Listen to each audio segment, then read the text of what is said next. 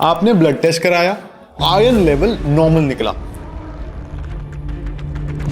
और डॉक्टर ने बोला सब कुछ ठीक है, लेकिन हेयर फॉल तो रुक ही नहीं रहा। अब ऐसा क्यों होता है? क्योंकि बहुत सारे लोग आयरन को ही देखते हैं लेकिन फेरेटिन को बिल्कुल इग्नोर कर देते हैं। अब ferritin is your iron reserve, और जब ये लो होता है तो hair follicle silently shut down हो जाता है। और आज हम इसी इनविजिबल रीजन के बारे में बात करेंगे जो 60 to 70% वुमेन के हेयर फॉल के पीछे होता है। Iron is not equal to ferritin. समझो प्लीज फर्क क्या है इसमें। तो लोग कहते हैं कि आयरन डेफिशिएंसी से हेयर लॉस होता है, बट सच्चाई ये है कि आयरन तो ब्लड में सर्कुलेट करता है। अब फेरेटिन एक प्रोटीन है जो आयरन को स्टोर करता है, like your savings bank account. और जब बॉडी को जरूरत होती है फेरेटिन ओपन होता है और आयरन को रिलीज करता है for functions like hair growth. देखो, iron can be normal in your blood, लेकिन अगर फेरेटिन 30 के नीचे चला जाए तो हेयर लॉस रुकता ही नहीं है।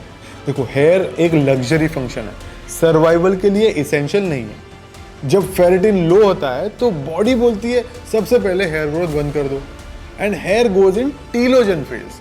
न्यू फॉलिकल्स ग्रो ही नहीं करते और एग्जिस्टिंग स्ट्रैंड जो होते हैं वो बन जाते हैं थिन, ड्राई और ब्रिटल। 100 स्ट्रैंड्स पर डे के बारे में तो सुना ही होगा, इतना तो गिरता है, लेकिन वो बन जाते हैं 300 प्लस। अब फेरेटिन लो होने का मतलब है कि your roots are running out of fuel even if you are eating well. So normal range होती है 15 to 150 नैनोग्राम पर ml, बट हेयर रीग्रोथ के लिए ये कितना चाहिए? You at least need more than 70 nanogram पर ml मिनिमम। अब बिलो 40 अगर ये है, प्लीज एक्सपेक्ट हेयर शेडिंग, और बिलो 20 है तो फॉलिकल शटडाउन ऑलमोस्ट गारंटीड हो जाता है। एक स्टडी में देखा गया है कि women with chronic hair loss showed improvement only when ferritin was raised above 70 to 80 consistently. Doctors iron panel को टेस्ट करते हैं, बट फेरेटिन टेस्ट कभी कभी कराते ही नहीं है, और जब करते हैं तो वो 15-20 आता है, उसको भी नॉर्मल बता देते हैं। तो बहुत लोग आयरन रिच डाइट ले लेते हैं और विदाउट अंडरस्टैंडिंग कि एब्जॉर्प्शन कैसे होता है। अब फैक्टर्स कौन से होते हैं जो इंपॉर्टेंट है यहाँ पे? आपका low stomach acid, excess caffeine, inflammation, जो कि आयरन के स्टोरेज को भी ब्लॉक कर सकता है। तो आपको क्या करना चाहिए?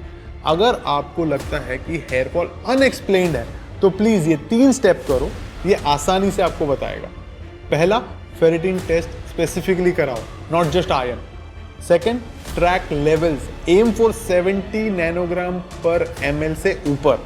And third, please supplement smartly, but also fix root cause of low ferritin, जैसे कि गट अगर इश्यू है, अगर आपको क्रॉनिक ब्लीडिंग हो रही है या इन्फ्लेमेशन है तो इसको ठीक करो पहले। And sometimes it's not about trying more things, it's about measuring the right things. तो अगर प्लीज ये वीडियो ने अगर आपको क्लैरिटी दी है ना, तो please do share it with someone who has been struggling with unexplained hair fall. Sometimes just one test can change the direction of your recovery. I'll see you in the next video. Thank you.